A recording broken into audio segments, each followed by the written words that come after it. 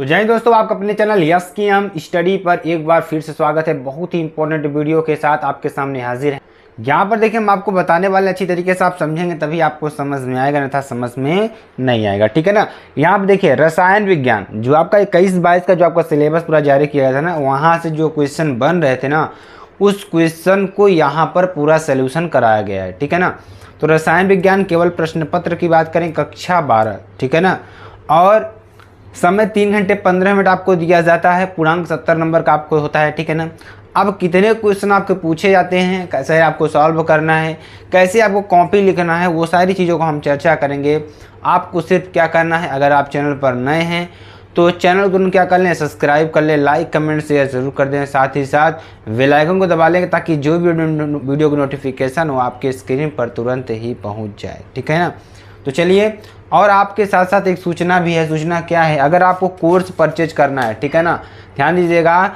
Course purchase number आपके सामने दिख रहा है 7992087382 या 9569085427। आप इस पर व्हाट्सएप कर सकते हैं। व्हाट्सएप करने के बाद आपको जिस भी नोट्स जो भी नोट्स चाहिए, आप जैसे फिजिक्स नोट चाहिए, हैंड रिटन नोट्स चाहिए, तो आप 49 रुपीज़ में मिलेगी, जो कि आपको वहाँ पर कमेंट करना होगा और तब वहाँ से आपको पेमेंट करना होगा। ठीक है ना। उसके बाद देखिए, दूसरा ऑफर क्या है, पिछले 4 साल का, ठीक है ना, पिछले 4 साल का आपको पूरा सोल्यूशन, फुल सोल्यूशन 99 रुपीज़ में आपको मिलेगा।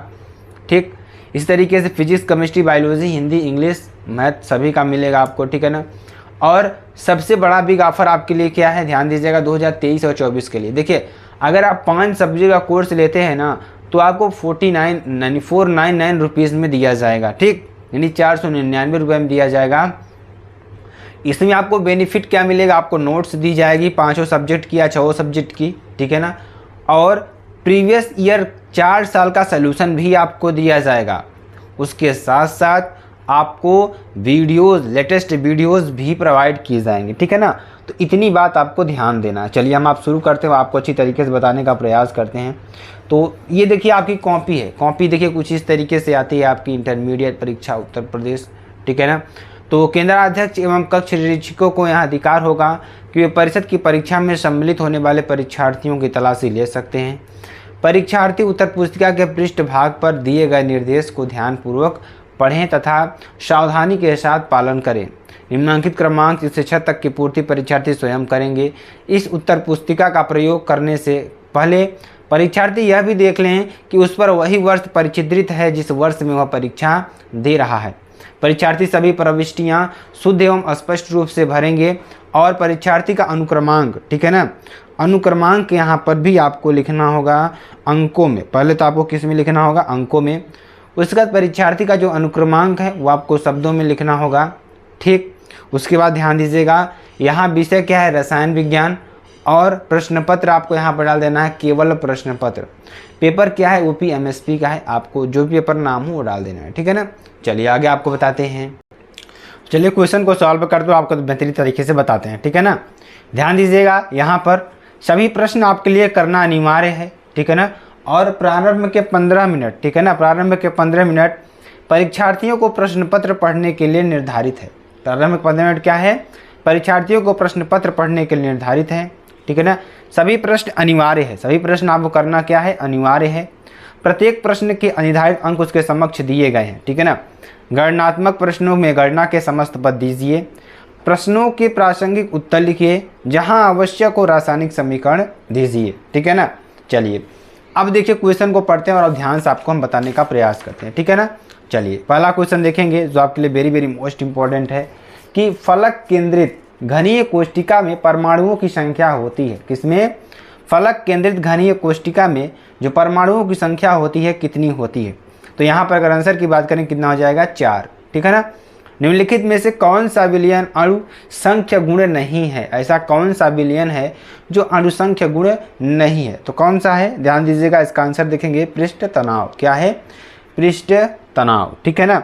चलिए अगला देखेंगे, शून्य कोटि अभिक्रिया के दर नियतांक का मात्रक क्या है। किसकी, शून्य कोटि की अभिक्रिया के दर नियतांक का मात्रक क्या है। Litre second inverse, litre mole inverse second या mole litre inverse second inverse या मोल सेकेंड इनवर्स। तो आंसर की बात करेंगे, आंसर क्या हो जाएगा तीसरा नंबर मोल लीटर, क्या हो जाएगा मोल लीटर इनवर्स सेकेंड इनवर्स। ठीक है ना। निम्नलिखित में से कौन सा यौगिक कनिजारो अभिक्रिया नहीं देता, ऐसा कौन सा यौगिक है जो कनिजारो अभिक्रिया नहीं देता है? एस्टल्डिहाइड, बेंजल्डिहाइड, ट्राईमेथिल एस्टल्डिहाइड या फॉर्मेल्डिहाइड। आंसर क्या हो जाएगा ट्राईमेथिल एस्टल्डिहाइड। ठीक है ना। चलिए, एथिल अमीन पर HNO3 की क्रिया से बनता है, किस पर? एथिल अमीन पर HNO3 की अभिक्रिया से क्या बनता है? तो यहाँ पर क्या बनेगा C2H5NO2। क्या बनेगा C2H5NO2 बनेगा। ठीक है ना। चलिए अगला क्वेश्चन देखते हैं जो कि आपके लिए बेहद इंपॉर्टेंट और बेहद ही महत्वपूर्ण है। ठीक है ना। यहाँ पर देखें क्वेश्चन जो कि आपके लिए वेरी वेरी मोस्ट इंपॉर्टेंट सारे क्वेश्चंस होने वाले हैं। ठीक है ना। तो आप सभी को देखिए, इसका आपको देखिए लिंक मिल जाएगा जहाँ से आप इसको डाउनलोड कर सकते हैं। ठीक है ना, जो कि आपके लिए बेहद इंपॉर्टेंट। चलिए 2 कक्का की बात करें। क्वेश्चन देखिए क्या है, एक तत्व A परमाणु द्रव्यमान 100 की संरचना BCC था, एक कोष्टिका और लंबाई 400 पिकोमीटर है। देखिए अगर एक पिकोमीटर की बात करेंगे तो एक पिकोमीटर बराबर क्या होता है 10 की पावर, ठीक है ना, 10 की पावर -10। ठीक है, अगर पिको बराबर की बात करेंगे तो 10 की पावर -12, मीटर की बात करें 10 की पावर -10। ठीक है ना। चलिए अगर इतना दे रखा है तो निकालना क्या क्या है हमें, A का घनत्व ज्ञात कीजिए। किसका? A का घनत्व ज्ञात कीजिए। दूसरा नंबर 10 ग्राम A में एकक कोष्टिका की संख्या बताइए। Na बराबर 6.2023 इंटू 10 की पावर 23 मोल इनवर्स। ठीक है ना। चलिए इसको सॉल्व करते हैं। तो फार्मूला देखिए, घनत्व का फार्मूला क्या होता है, rho is equal to capital Z into capital M upon A³ plus Na। Na क्या है? एवोगाड्रो संख्या है। Z क्या है? परमाणु प्रति इकाई सेल है। ठीक, और एवोगाड्रो संख्या है यानी A थे क्या है? कोर की लंबाई है, और 400 क्या दे रखा है? पिकोमीटर। ठीक है ना। तो रो का मान निकल जाएगा 2, यानी कि Z का मान 2 है, इंटू M का मान 100, क्योंकि परमाणु द्रव्यमान कितना है 100। ठीक है ना। चलिए, और नीचे देखिए A³ का मान कितना हो जाएगा, A³ का मान यहाँ पर ध्यान दीजिएगा बहुत ही इंपॉर्टेंट है, बहुत ही महत्वपूर्ण है। ठीक है ना। तो यहाँ पर 4 इंटू 10 की पावर -10। ठीक है ना। ये आपका क्या हो जाएगा, उसकी लंबाई हो जाएगी इंटू 6.022 इंटू 10 की पावर -23। ठीक है ना, प्लस 23 यहाँ पर होगा। तो इसका मान कितना टोटल निकलेगा 5.188 ग्राम प्रति सेंटीमीटर क्यूब। ठीक है ना, ग्राम मोल प्लस सेंटीमीटर क्यूब। ठीक है ना, इस तरीके से निकालेंगे। अब ध्यान दीजिएगा 100 ग्राम बराबर 1 मोल, तो 6.022 इंटू 10 की पावर -23 परमाणु। ठीक है ना, यानी कि 23 परमाणु हो जाएगा। तो 1 ग्राम में यहाँ पर क्या हो जाएगा प्लस 23 होगा। यहाँ पे 1 ग्राम में 6.022 इंटू 10 की पावर 23 अपान 100, यानी 10 ग्राम में क्या हो जाएगा 6.022 इंटू 10 की पावर 23 इंटू 10 अपान 100। ठीक है ना, ये आपके लिए हो जाएगा। चलिए आगे आपको बताते हैं। कुल एकक कोष्टिकाएँ कितनी हो जाएगी 6.022 इंटू 10 की पावर 22 अपान 2, यानी कि 3.011 10 की पावर 23। ठीक है ना, आपके लिए आंसर हो जाएगा। चलिए, मोल प्रभाज किसे कहते हैं? ठीक है ना, मोल प्रभाज किसे कहते हैं? और क्वेश्चन देखिए क्या कर रहा है कि मोल प्रभाज किसे कहते हैं, विलेय के मोल प्रभाज एवं वाष्प दाब के अनुमान का संबंध व्यंजक लिखिए। ठीक है ना, तो इसका व्यंजक आपको बताना है।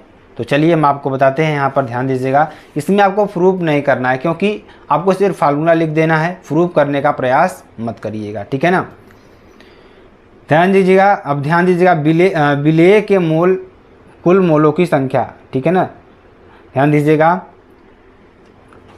अब मोल प्रभाज किसे कहते हैं? किसी विलयन में उपस्थित किसी घटक के, क्या कर रहा है, किसी विलयन में उपस्थित किसी घटक के मोलों की संख्या एवं कुल मोलों की संख्या के अनुपात को मोल प्रभाज कहलाता है।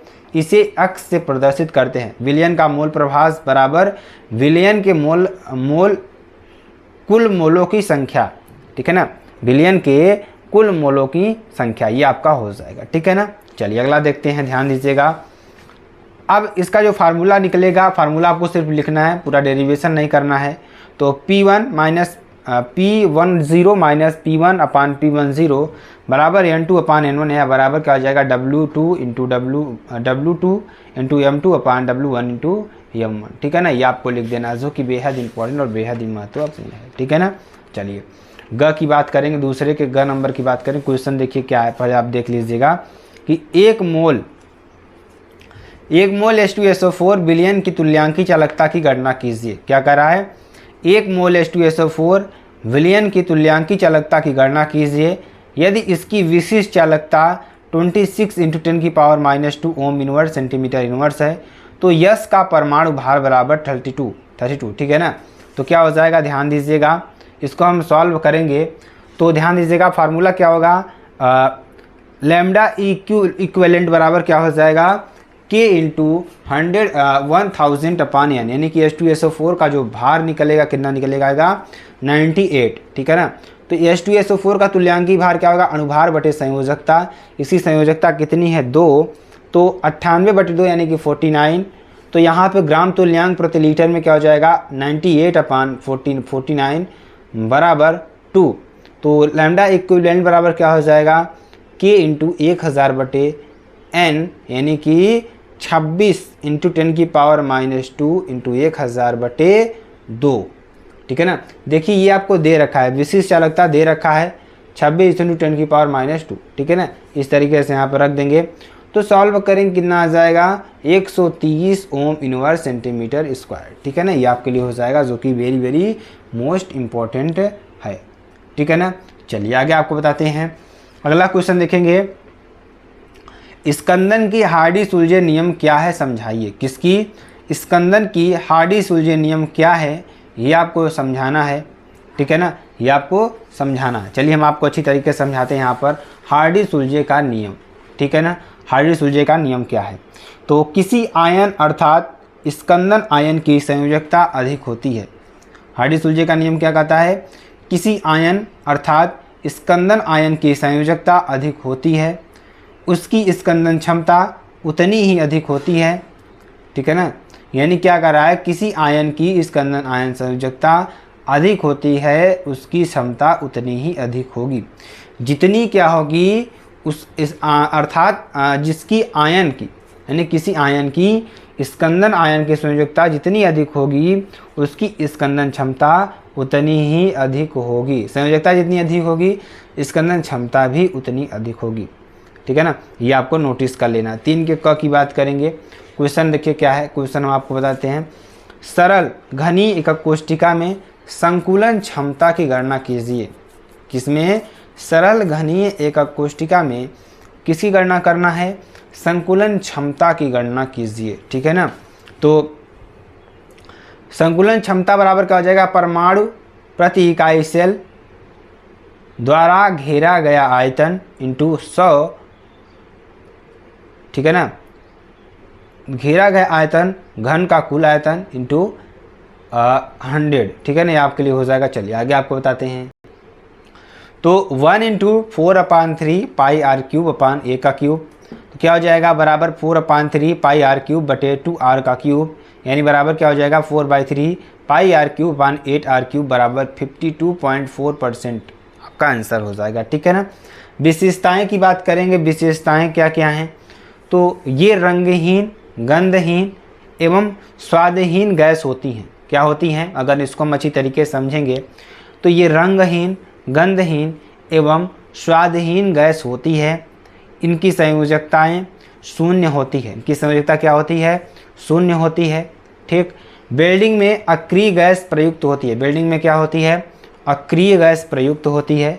बिजली के बल्बों में अक्रिय गैस भरी जाती है, जो बिजली के बल्ब होते हैं ना उनमें जो अक्रिय गैस होती है वह भरी जाती है, ठीक है ना। ये आपके लिए हो जाएगा। चलिए अब देखेंगे IUPAC नाम की बात करें, कुछ आपसे IUPAC नाम भी पूछ रहा है, तो यहाँ पर देखेंगे कि यहाँ पे ये आपके लिए ख हो जाएगा। 3 का ख हमने आपको बताया ना, क्या बताया, अक्रिय गैसों की 2 विशेषताएं एवं उपयोग लिखी, ठीक। निम्नलिखित उप संयोजन युग्मकों को IUPAC नाम लिखिए। पहला PTNS3 का होल्ट वाइज ClNO2, ठीक।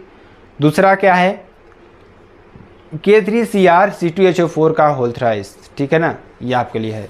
चलिए तो अब इसका पहले का नाम क्या है, ध्यान दीजिएगा, PTNS3 का होल्ट वाइज ClNO2। तो IUPAC नाम डाई एमीन क्लोरोनाइट्रेट एन पेंटियम, क्या हो जाएगा, एन प्लेटिनम, प्लेटिनम होगा यहाँ पर, प्लेटिनम सेकेंड, ठीक, ये आपके लिए हो जाएगा।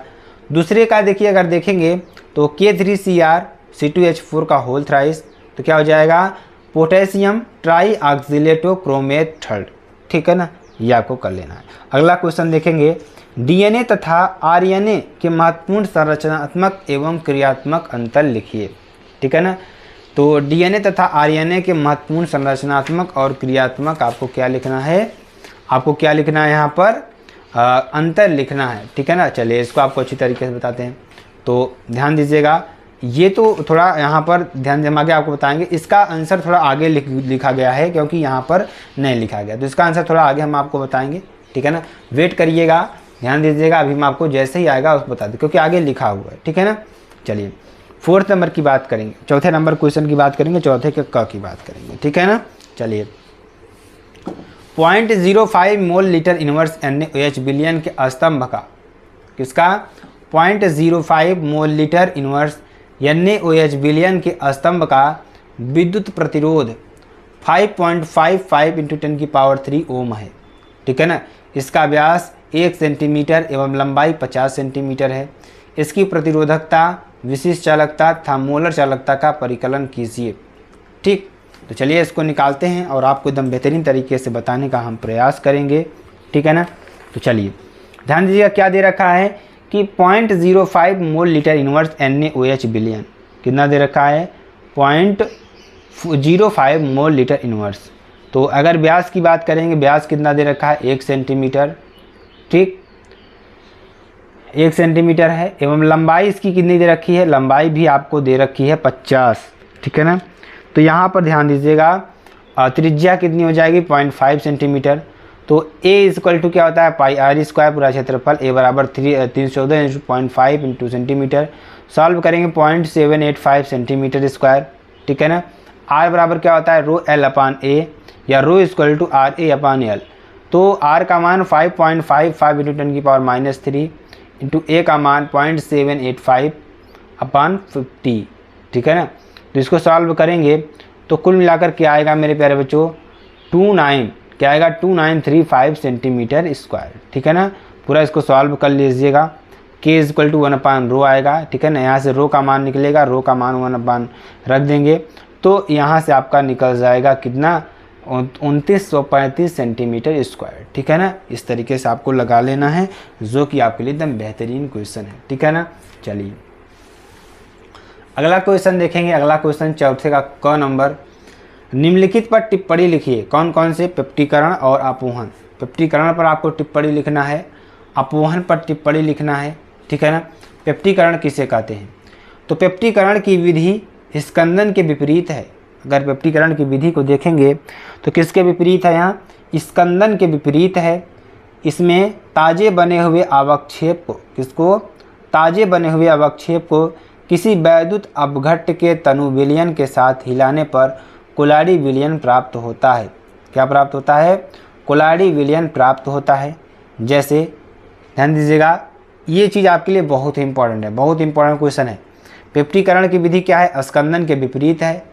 इसमें ताजे बने हुए अवक्षेप को किसी वैद्युत अपघट्ट के तनु विलयन के साथ हिलाने पर कोलाडी विलयन प्राप्त होता है। जैसे फेरिक हाइड्रोक्साइड के ताजे अवक्षेप में फेरिक क्लोराइड का विलयन मिलाने पर लाल रंग का FeOH का होल थ्राइस का कोलाडी विलयन बनता है, ठीक है ना।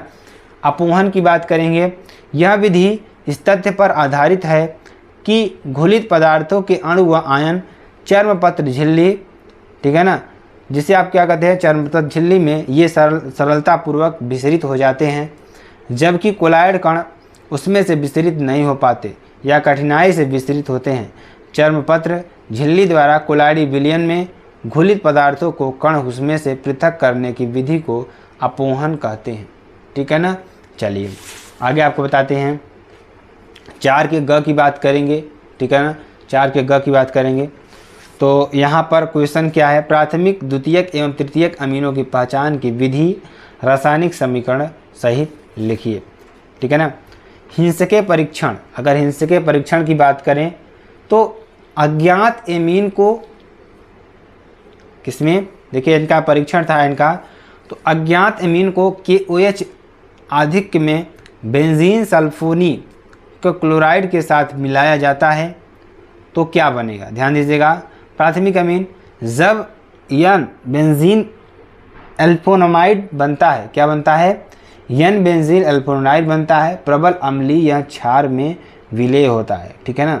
यहाँ प्रबल अम्लीय होता है और क्षार में क्या होगा, विलय होगा। ये आपकी रासायनिक अभिक्रिया हो जाएगी एथिल बेंजीन सल्फोनाइड, सल्फोनामाइड, ठीक है ना। द्वितीय अमीन की बात करेंगे तो N1N यानी डाई एमिल बेंजीन सल्फोनामाइड बनता है, यह अम्लीय नहीं होता तथा यह क्षार में अविलेय है, ठीक है ना। ये आपको कर देना है, ठीक है ना। ये आपके लिए हो जाएगा N1N die ethyl benzene sulphonamide, ठीक है ना। तृतीय अमीन की बात करेंगे तो अभिक्रिया नहीं करेगा, उदाहरण तौर पर देखेंगे अभिक्रिया नहीं देता है, ठीक है ना। ये आपके लिए हो जाएगा। तो कुल मिलाकर यही आपके लिए पहचानने के लिए है, ठीक है ना। चलिए अगला देखते हैं ग्लूकोज की संरचना। 4 के ग की बात करेंगे तो 4 का ग देखेंगे। ग्लूकोज की संरचना सूत्र लिखिए। ग्लूकोसैकेरिक अम्ल का ग्लूऑक्सिम कैसे प्राप्त करेंगे, समीकरण लिखिए, ठीक है ना। तो यहाँ पे क्या हो जाएगा, फार्मूला C6H12O6, ठीक है ना। CHOOH यहाँ पर ग्लूकोज संरचना है। यहाँ से अगर NHOH3, ठीक है ना, यहाँ से H2O निकलेगा तो NH2OH यहाँ से निकलेगा तो बनेगा क्या, COOH, CHOH का होल 4 और COOH यानी कि ग्लूकोसैकेरिक अम्ल प्राप्त होता है। यहाँ से CH double bond N single bond OH, CHOH का होल 4 CH2OH ग्लूकोऑक्सिम प्राप्त होता है, ठीक है ना। ये आपके लिए हो जाएगा। चलिए आगे आपको बताते हैं 5 के क की बात करेंगे, ठीक है ना। तो 5 का क क्या है, थोड़ा इसमें न्यूमेरिकल्स भी दे दिए हैं तो न्यूमेरिकल्स को हम बाद में कवर करें क्योंकि अभी आपको थोड़ा समझ में नहीं आएगा। तो 5 का क देखेंगे इसमें तो किसी पदार्थ X के 4 ग्राम 100 ग्राम विलायक में डालने पर यश का क्वथनांक 0.6 के बढ़ जाता है। तो यश के हिमांक में कमी, यश के सापेक्ष वाष्प दाब में कमी, 300 के पर घोल का परासरण दाब, यक्स का आणुक द्रव्यमान, जहाँ Kb क्या है 5.0, Ks क्या है 32.0, यश क्या है आणविक द्रव्यमान 150 बिलियन, घनत्व 1.6 × 10⁻³ के ग्राम मीटर क्यूब, ठीक। तो इतनी सारी चीज़ें हमें निकालनी है तो आप निकाल लेंगे, ठीक है ना। बहुत ही इंपॉर्टेंट है, बहुत ही महत्वपूर्ण है। देखिए हमें दे क्या फार्मूला क्या मालूम है, M बराबर W × 1000 बटे M × W। तो W बराबर क्या हो जाएगा 4 ग्राम, डेल्टा TB बराबर 0.6 के, W बराबर 1000 ग्राम, KB बराबर यस, M बराबर 150, RF बराबर 32, ठीक है ना। तो डेल्टा TB बराबर KFM समीकरण नंबर 1, डेल्टा TB बराबर KBM समीकरण नंबर 2, डेल्टा TF अपान डेल्टा TB बराबर KF अपान KB, डेल्टा TF अपान 0.6 बराबर 32/5। तो यहाँ पे डेल्टा TF का मान क्या हो जाएगा, ध्यान दीजिएगा 32 × 0.6/5 यानी कि 3.84 के, ठीक है ना। ये चीज़ अगला देखिए, अगला भी आपके लिए निकाल लेंगे। तो न्यूमेरिकल अभी आपको थोड़ा समझ में नहीं आएगा इसलिए हम आपको न्यूमेरिकल पर कम जोर दे रहे हैं, ठीक है ना। आपको न्यूमेरिकल्स बताए जाएंगे, अच्छी तरीके से बताए जाएंगे, ठीक है ना, जब उसकी क्लासेस लगेंगी तब, ठीक। ख नंबर की बात करेंगे तो प्रथम कोट की अभिक्रिया के वेग स्थिरांक के लिए व्यंजक लिखिए, सन्निहित पदों को समझाइए, दर्शाइए कि प्रथम कोट की अभिक्रिया का अर्ध आयुकाल अभिकारकों के प्रारंभिक सांद्रण पर निर्भर नहीं करता है। चौथे नंबर की बात करेंगे, ठीक है ना। चलिए प्रथम कोट की अभिक्रिया की बात करेंगे। अभिक्रिया की दर इंटू क्रिया का कारक यानी प्रारंभिक सांद्रता, ठीक है ना। R is directly proportional to A या R बराबर K × A। अभिक्रिया का वेग -dA/dt KA। P क्या है, प्रारंभिक सांद्रता बराबर A मोल प्रति लीटर, ठीक है ना। समय के पश्चात T समय के पश्चात A बराबर A-x मोल प्रति लीटर। अभिक्रिया की दर इंटू A-x या dx/dt।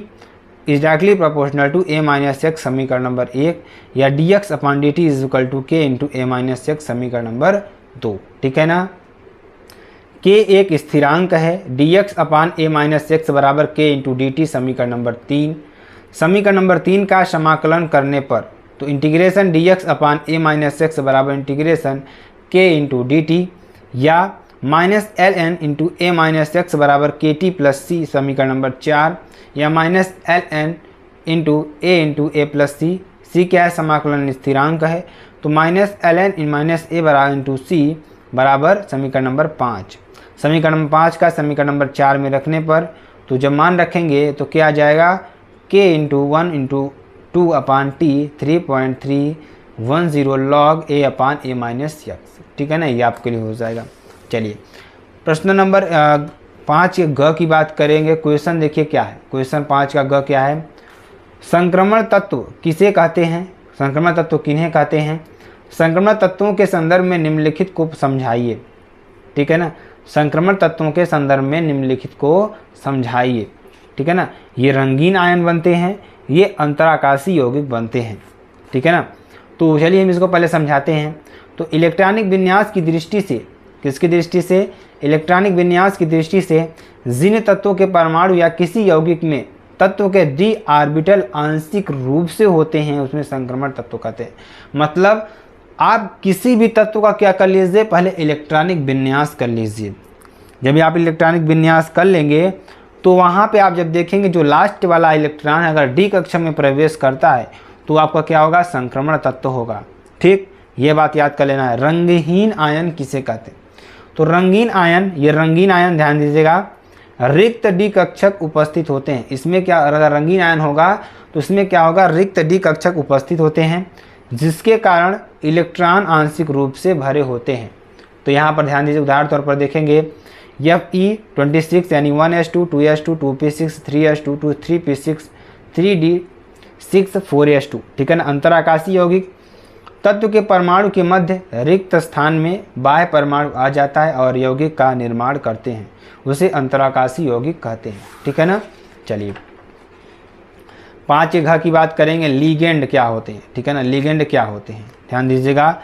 तो लिगेंड को परमाणु या परमाणु का समूह कहलाता है। लिगेंड क्या कहलाता है? लिगेंड को हम क्या कहेंगे? परमाणु या परमाणु का समूह कहा जाता है जिसकी इलेक्ट्रॉन त्यागने की प्रवृत्ति होती है। यानी K3Cr C2H4 का होल थ्राइज यानी केंद्रीय धातु, ये हमारा क्या है? लिगेंड है। क्रिस्टल क्षेत्र विपाटन ऊर्जा। ठीक है ना, तो चलिए इसके बारे में भी समझते हैं। तो छोटे छोटे आकार के लिगेंड, जो छोटे छोटे आकार के लिगेंड हैं, ठीक है ना, धातु आयन के अधिक पास आ जाते हैं जिसे धातु आयन के डी इलेक्ट्रॉन के मध्य प्रतिकर्षण गुण बढ़ता है। ठीक है ना।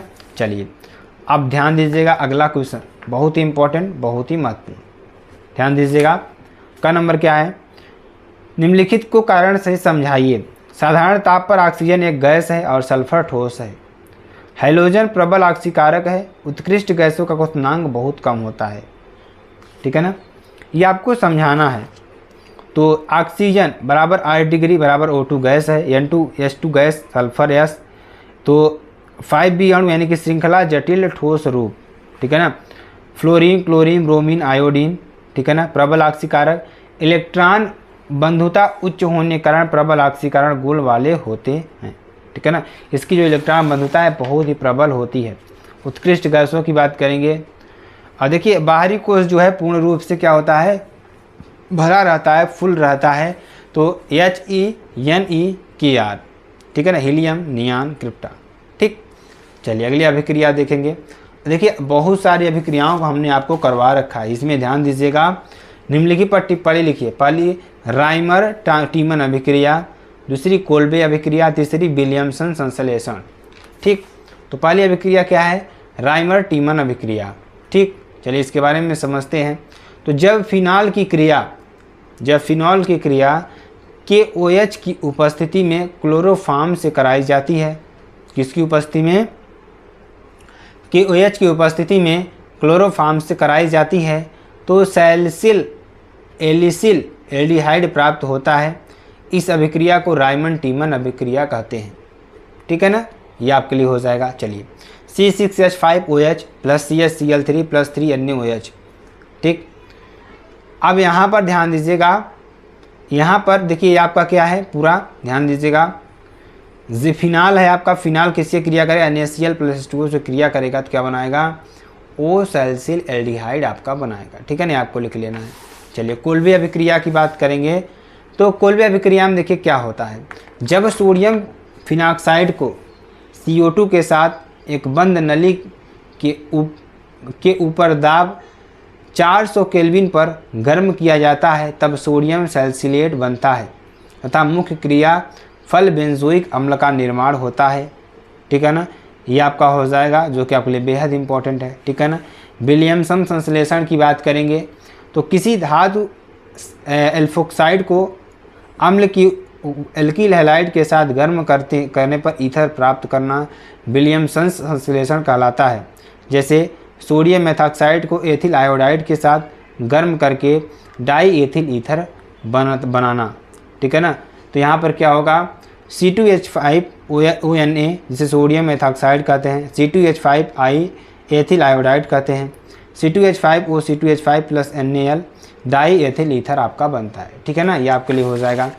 चलिए 7 के क की बात करेंगे, एरिल हैलाइड किसे कहते हैं, ठीक है ना। तो थोड़ा राइटिंग कम सही है इसलिए आप लोग थोड़ा ध्यान से पढ़ने का प्रयास करिएगा, ठीक है ना। तो ध्यान दीजिए क्वेश्चन को आप लोग ढूंढ के करना है, ठीक है ना, क्वेश्चन को ढूंढ के करना है क्योंकि इसमें राइटिंग थोड़ा नहीं सही है तो इसलिए हम आपको थोड़ा बताने का प्रयास नहीं करें। क्वेश्चन देखिए क्या है, एरिल हैलाइड नाभिक प्रतिस्थापन अभिक्रिया के किन कारणों से कम क्रियाशील होते हैं, ये क्वेश्चन आपको कर लेना है। और ध्यान दीजिएगा 8वां नंबर क्या है, रासायनिक समीकरण आपको देना है प्रोपेनल एवं प्रोपेनोन की, फिनाल एवं बेंजोइक अम्ल की, एसीटोफिनान की एवं बेंजोफिनान की, ठीक है ना। ये आपको अभिक्रिया साधारण रूप से देनी है। तो ध्यान दीजिएगा इसमें थोड़ा राइटिंग कम है, आपको समझ में भी नहीं आएगा। तो अब देखिए क्वेश्चन आपको बचा था पीछे, डीएनए तथा आरएनए में संबंध। तो डीएनए क्या है, डीएनए में उपस्थित शर्करा डीऑक्सीराइबोज होती है, आरएनए में उपस्थित शर्करा राइबोज ऑक्सी होती है। डीएनए में साइटोसिन तथा थाइमिन पिरिमिडीन क्षारकों के रूप में होता है, आरएनए में साइटोसिन तथा यूरेसिल पिरिमिडीन क्षारकों के रूप में होता है। डीएनए की द्विकुंडलित ए हेलिक्स संरचना होती है और आरएनए की कुंडलित अल्फा हेलिक्स संरचना होती है। डीएनए की बात करेंगे, डीएनए में प्रतिकरण का विशिष्ट गुण होता है, आरएनए में सामान्यतया नहीं प्रतिकरण नहीं होता है। डीएनए आनुवांशिक प्रभावों के संचरण